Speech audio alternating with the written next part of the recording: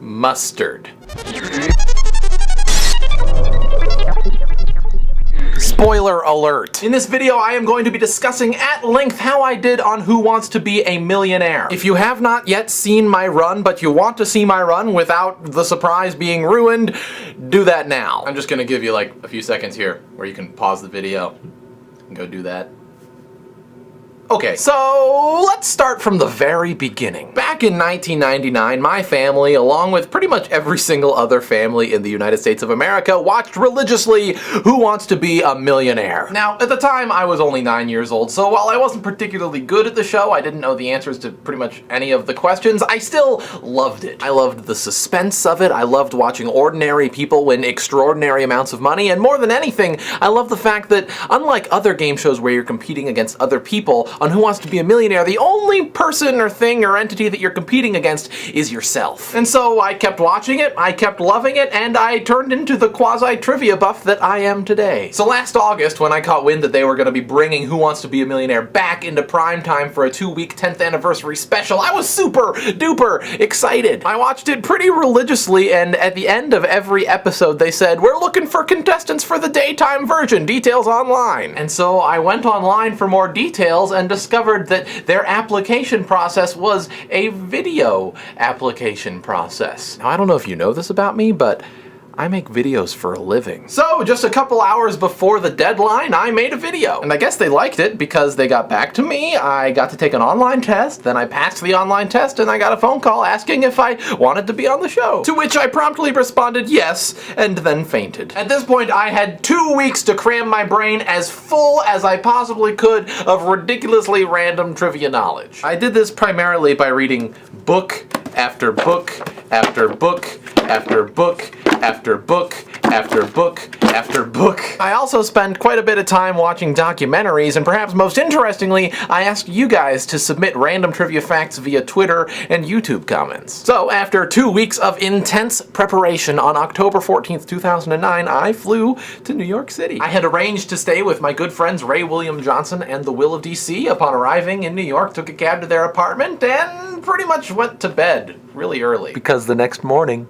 was the big day. October 15th, 2009, I arrived at the studio at 7 a.m. sharp. All 15 or so contestants that were filming that day were let in at the same time, and the first place they took us was to this locker room type place. Not exactly a locker room, it was more like an office with some lockers in it. Anyway, from that point onward, we were in what they referred to as contestants isolation. Basically, anything that we had on us other than our clothes, they took, and we weren't allowed to have access to it until the end of the day. That was a-okay though, because there was plenty of stuff that needed to get done to keep us busy. We spoke to the producers, we spoke to the lawyers, we went over the rules, we asked questions about the rules, we filled out paperwork, we toured the studio, they taught us the proper method for getting in and out of the hot seat, we put on makeup, and then we waited. Now, the waiting was far and away the most nerve-wracking part of the whole experience. All of the contestants who were slated to film that day were in the same room, and we were just passing the time by talking and speculating about every possible different situation. And then, every 15 minutes to half an hour, the phone would ring,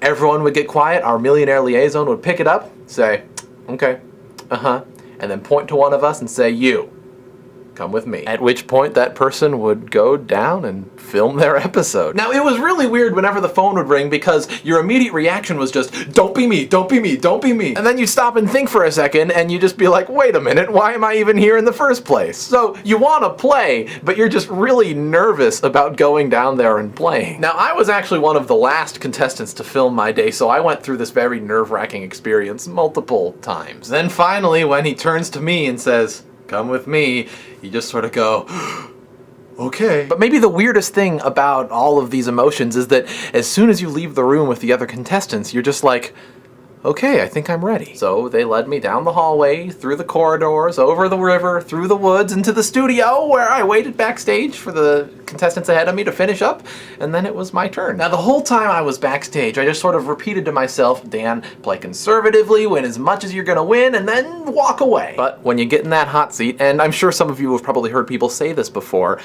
something just changes. It's not something that you can really easily understand if you've never experienced it, but when I sat in the hot seat, my strategy changed like that. I was going big, or I was going home. I understood the implications of that, and I was okay with them. So I played, and you saw what happened. I went through those first 6 questions like they were nothing. It was pretty slick. You gotta give me credit. I mean, I know they weren't too particularly hard, but I felt pretty slick. And I've just gotta tell you, hitting that $5,000 level, it was just sort of like whoosh, a whoosh of like color and emotion. There's like, whoa, holy crap, this is real. Because honestly, it really didn't feel very much different from playing just the at-home version, except rather than the computer asking me the questions, Meredith Vieira was right there, really asking me the questions. And then the infamous 7th question. With $7,500 already won and going for $10,000, Meredith asked me the question, what is aioli?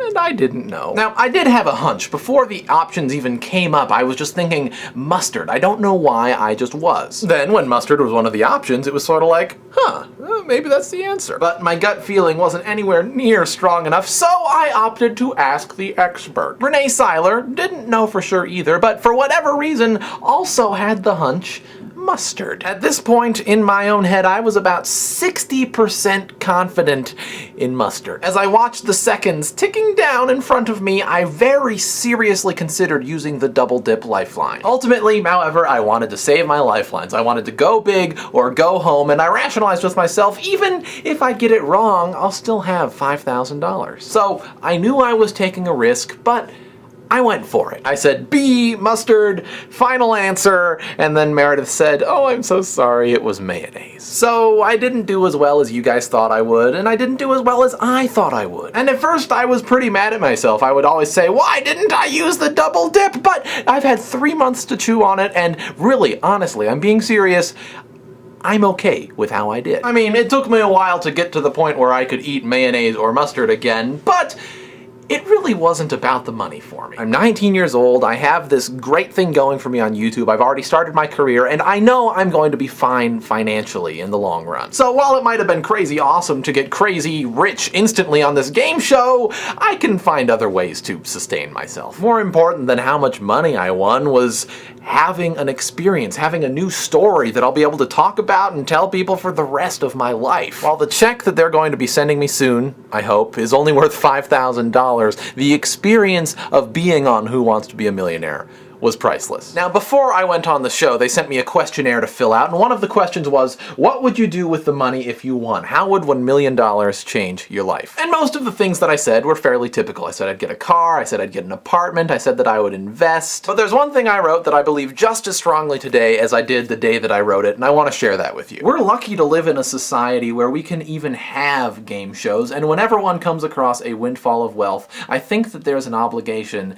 to give a little back. I would definitely give at least 10% to the charity of my viewers' choosing. So viewers, being that I won $5,000, I'm going to put $500 up to give to the charity that you choose. Post a comment below with your suggestion as to which charity you think most needs the money right now. I hope you enjoyed watching this understandably very long video, and until next time, I am Dan Brown, and I'm out.